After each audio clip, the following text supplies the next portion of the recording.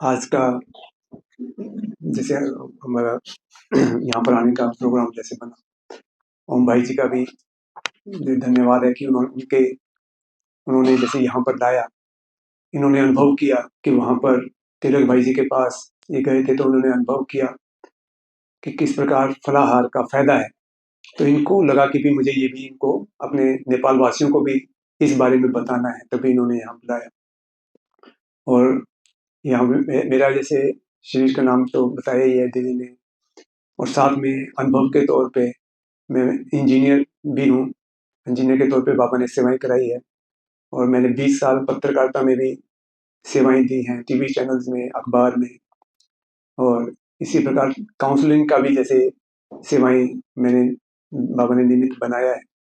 तो और global hospital में भी काउंसलिंग की सेवा इस वर्ष में मैंने 3-4 महीने संभाली।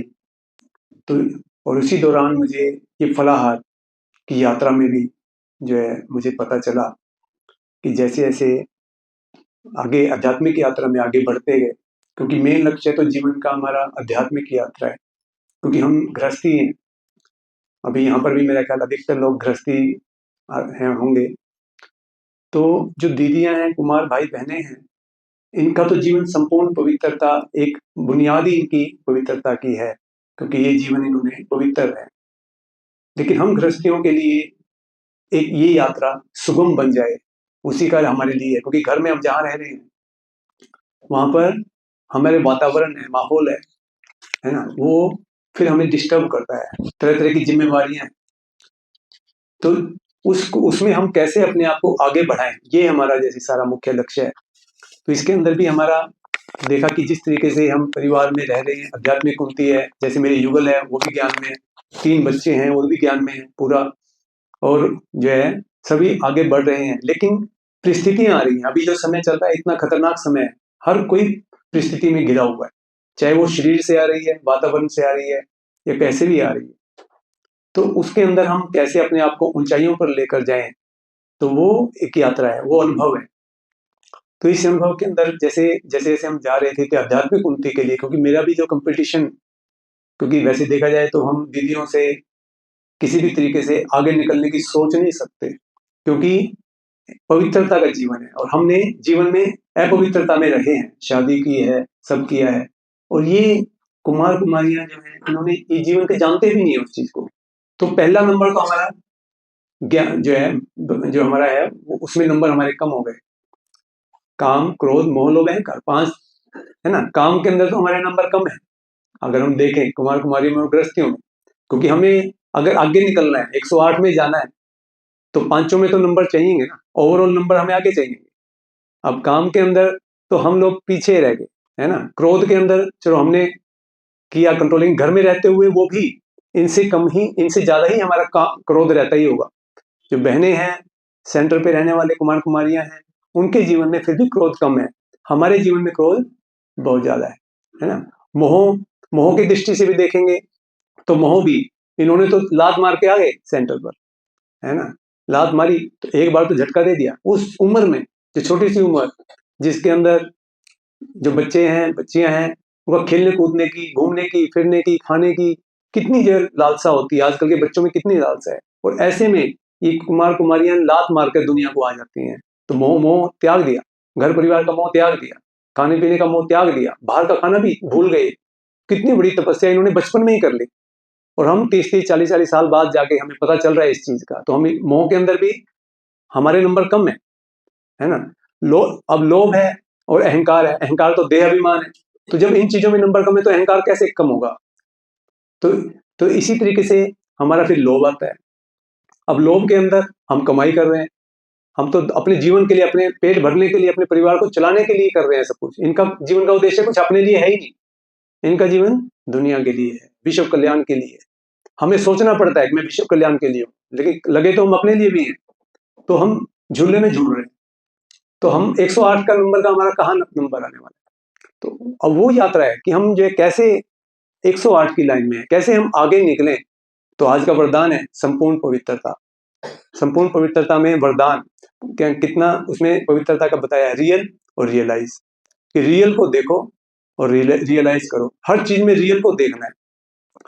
अब रियल को देखेंगे। अब लालच है, अब लालच के अंदर हम देखते हैं धन है और सब है, लेकिन लालच में सबसे बड़ा लालच क्या है? जीव का लालच। और भी लालच की लंबी लिस्ट है अगर हम बैठ के निकालेंगे, लेकिन उनमें से हम आज जो चर्चा कर रहे हैं वो लालच की बात कर रहे हैं, जीव की, क्योंकि सभी लालच खत्म करने हैं। अब उसमें से हम एक के ऊपर चर्चा करने के लिए आए हैं, वो है जीव। और सबसे ज्यादा लालच इसी का ही है जो हर कोई उलझा हुआ है, दिन में 4-4 5-5 बार उलझा हुआ है। और निर्विकारी बैठ के हम कर रहे हैं कि संपूर्ण निर्विकारी हूं, मैं विष्णु हूं, है ना। अब मैं विष्णु संपूर्ण निर्विकारी हूं, निर्विकारी के अंदर तो सब चीजें आ गई ना। अब ये सभी कर्मेंद्रियों का कर्मेंद्रिय जीत होना चाहिए, तभी तो निर्विकारी होंगे ना। तो अब जीव पे कंट्रोल शुरू ही नहीं किया है, तो निर्विकारी कब बनेंगे? तो पुरुषार्थ हम करे जा रहे हैं, स्वमान के भी रट्टे मारे जा रहे हैं, लेकिन इस यात्रा में कहीं ना कहीं मैं अपने आप को देखा है, आप लोगों के हर किसी को अपनी स्थिति को देखना है। मेरी खुद की स्थिति मैंने देखी कि भी मैं कहीं दिखाई नहीं दे रहा हूं। अगर मैं तुलना करता हूं बाबा से, तो बहुत दूर की बात है कि बाबा के समान बनना है। उससे पहले तो मैं हमारे सेंटर की दीदियों की बात देखता हूं, उनके साथ कंपैरिजन करके देखता हूं मैं कहां स्टैंड कर रहा हूं। क्योंकि 5 जो मैंने देखे काम क्रोध मोह लोभ अहंकार, वहां पर कहीं स्टैंड ही नहीं कर रहा हूं, तो नंबर कहां पे, मैं कैसे निकलूं इनसे आगे? तभी तो मैं 108 में जाऊंगा। तो उसके लिए फिर मैंने देखा कि देखते देखते कि लालच के ऊपर जीव हमें डाउन कर रही है। अभी यहाँ पे क्लास कर ली, बहुत मजा आ रहा है, बहुत हाई 8-8 घंटे सुबह के समय मैं हैरान हो जाता हूँ। 8-8 10-10 घंटे सुबह के समय पुरुषार्थ करते हैं, किया मैंने रात भर भी किया। जैसी फील्ड में गए, जीरो। मतलब हैरानी की बात है, इतना पुरुषार्थ करने के बाद भी जीरो हो रहे।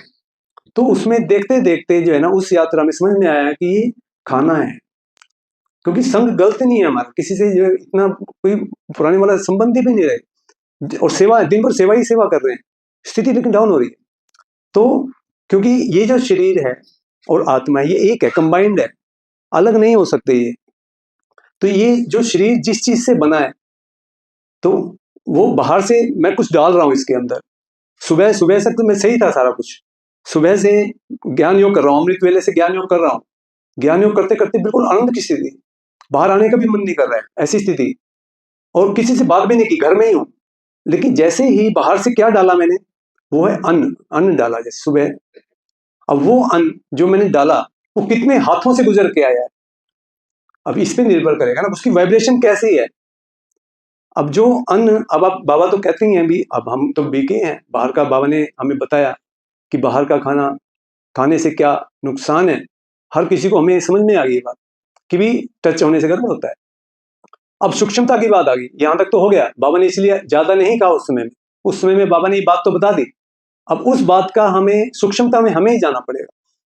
अब उसकी सूक्ष्मता में अगर हम जाते हैं कि भी जो बाहर का खा रहे हैं, बाहर के खाने में भी आप तुलना करके देखनी है मुझे, अब अपने सामने, अब जब सब चीजें पड़ी हैं, अब उसके अंदर हमें देखना है कि उन चीजों की वाइब्रेशन किसकी अच्छी है, किस पे ज्यादा लोगों के हाथ लगे हुए हैं। अब अन्न के ऊपर कितने लोगों के हाथ लगे हैं, कितना उन्होंने सोचा होगा उसको बनाने के लिए।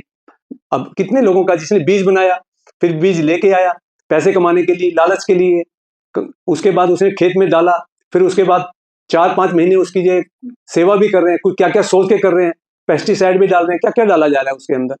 तो इतना सब करते हुए कितना संपर्क है, तो उसकी टच हो रहा है, फिर वो बन गया, फिर वो काट रहे हैं, फिर वो भेज रहे हैं, फिर ला रहे हैं, कितने लोगों का उसमें हाथ लग रहा है। एक वो चीज है। और इसी तरह से चावल है, अन्न है, दालें हैं, सभी चीजें जो पैदा की जा रही है खेती से। एक दूसरी चीज है फल। वो फल है, उसमें कितने लोगों का हाथ लग पा रहा है। अब दोनों में तुलना कर ली है हमें। अब जिसमें भी कम हाथ लगा होगा वो ज्यादा प्योर होगा, पवित्र होगा। और उसके बाद फल है, एज इट इज आ गया, चाहे कितने लोगों के हाथ लगे, एज इट इज आके रखा है, ये रखा है तो तुरंत मैं खा सकता हूँ, कम से कम लोगों के इसके हाथ लगे। अगर मैं चावल है, दाल है, वो आने के बाद घर में आ गई, वो एज इट इज नहीं खा सकते, उसको बनाने के लिए भी कोई चाहिए, और जो बनाएगा उसकी स्थिति भी अलग है। ऐसे में किसकी गारंटी लूंगा मैं? अब मुझे 108 बनना है, 108 में आना है, तो 108 के हाथ से बना हुआ ही खाना खाना पड़ेगा ना मुझे। अब वो कहां से लाऊं मैं? तो इसका मतलब अगर उसकी जो भी स्टेज होगी, है ना, 1000 में, लाख में, पता नहीं किस स्टेज वाले के हाथ का हम खा रहे हैं, मुझे मालूम ही नहीं है। जिसमें बना रहा उसमें भी उसकी स्थिति क्या, हमें नहीं मालूम है। तो चांसेस क्या है उसमें? गड़बड़ है।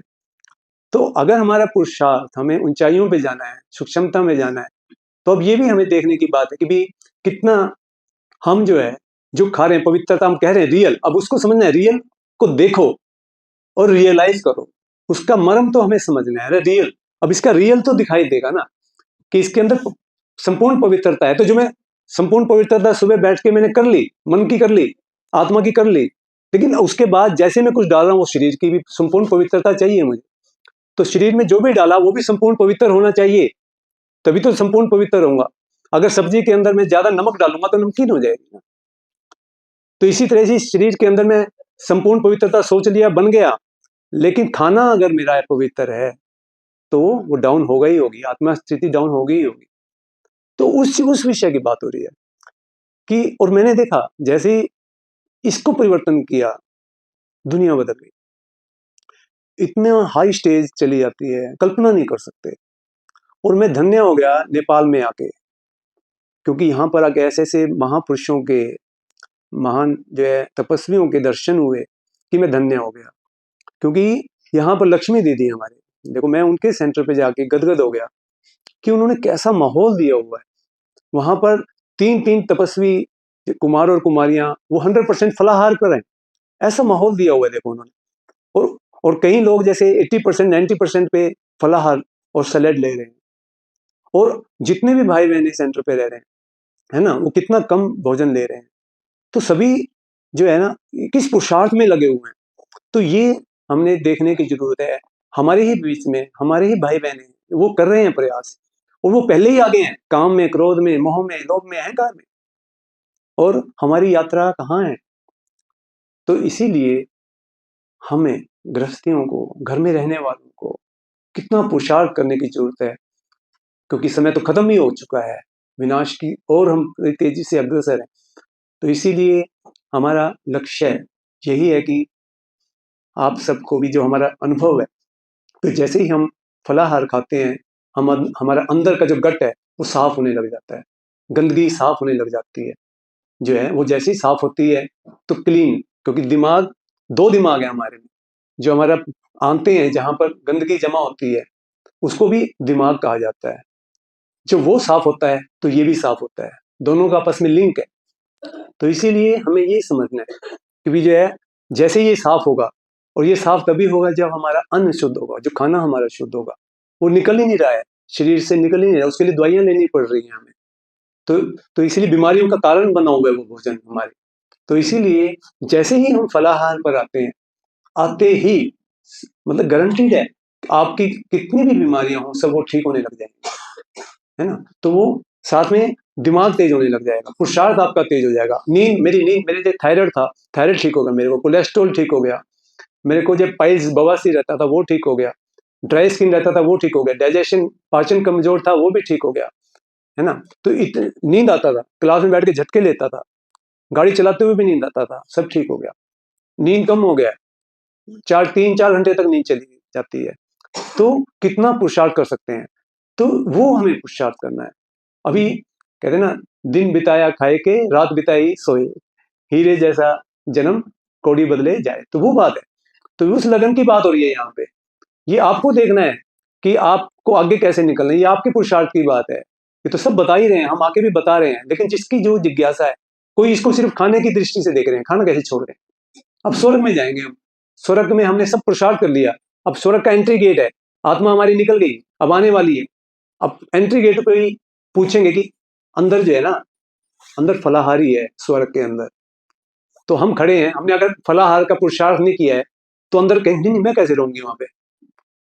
जब मैंने फलाहार की प्रैक्टिस नहीं की, अरे वहां पे अन्न नहीं है, तो अरे मैं बिना अन्न के कैसे रहूंगी, डरेंगे, जाएंगे कि आप खुद ही नहीं जाएंगे। गेट के ऊपर अगर आपको कोई पूछे कि भी यहाँ पर स्वर्ग में जाना है, तो वहां पे तो सिर्फ फल ही फल होंगे, क्योंकि फल ही चढ़ाते हैं, देवी देवताओं को फल ही चढ़ाया जाता है। और जितने जितने भी बाबा भी बातें करते हैं वो भी फल की बातें करते हैं, नमकीन फल की बातें करते हैं। तो इस प्रकार से आप खुद सोचना है, ये सर्टिफिकेट, फर्स्ट क्लास का सर्टिफिकेट, एयर कंडीशन का जो सर्टिफिकेट है, आप खुद भी तैयार हैं, है ना, हम खुद भी तैयार हैं, हमें अपने आप से पूछना है। तो ये इसलिए, हाँ, तो इसीलिए जूम मीटिंग इसीलिए हमारा जूम मीटिंग भी हमने शुरू किया है, क्योंकि इस यात्रा में देखो मैंने कह दिया फलाहार खाना है, कई लोग इसको सोच के ना कहते हैं फलाहार खाने में क्या हम खा ही लेंगे, ऐसा नहीं है। एक पूरा का पूरा परिवर्तन है खाने पीने का, सालों साल से 40-50 साल से जो खा रहे हैं उसको छोड़ के एक नई लाइन पकड़नी है। उसके लिए है आसान, लेकिन एडिक्शन है हमारी, हम उसकी तरफ खींचे चले जाते हैं। तो उसके लिए आपको गाइडेंस की जरूरत पड़ेगी, और उसके अंदर हमारे शरीर से गंदगी निकलेगी, उसके अंदर भी गाइडेंस की जरूरत पड़ेगी। तरह तरह की गाइडेंस जरूरत पड़ती है। अगर गाइडेंस में आप नहीं चलेंगे तो हो सकता है आपका बीच में छूट जाए। तो इसीलिए हमने व्यवस्था की है, और हम यहाँ पर जैसे आए हुए हैं तो अपना अपना नंबर जो है संदीप भाई जी को आप लिखवा दीजिएगा, और ताकि हम जूम मीटिंग के अंदर आप जुड़ सकते हैं। हर रोज दिन में 2 बार, जब भी जितना मौका मिलेगा, हम 1 घंटे की 1.5 घंटे की क्लास चलाएंगे। ऑनलाइन जो क्वेश्चन आंसर आपके रहेंगे, प्रश्न के उत्तर रहेंगे, वो हम बताएंगे, तो आप उसके अंदर जुड़ सकेंगे। अपना नंबर आप दे दीजिएगा संदीप भाई जी को, और अब इसके लिए आपने यहाँ पे बुलाया दीदी ने और ओम भाई जी ने। आप सभी का बहुत बहुत धन्यवाद। ओम शांति।